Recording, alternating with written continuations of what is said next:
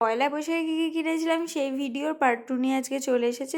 দেখো, পয়লা বৈশাখে আবার মশারিও কেনা হয়েছে। মশারি কেনার আমাদের শেষ নেই, সারা বছরই মশারি কিনতে হতে থাকে।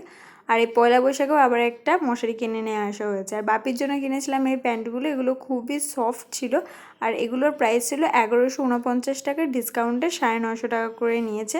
আর আমার জন্য আমি 3/4 প্যান্ট নিয়েছিলাম একটা, আর একটা ফুল প্যান্ট নিয়েছিলাম। আর গোপালের জন্য যে নতুন জামাটা কিনেছিলাম সেটা তো তোমাদের সাথে শেয়ার করেইছি।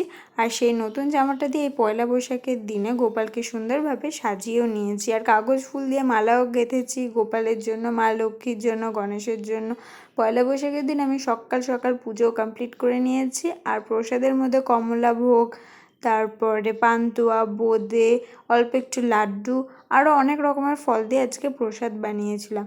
তো কার কার ভিডিওটা ভালো লাগলো অবশ্যই জানিও। রাধে রাধে।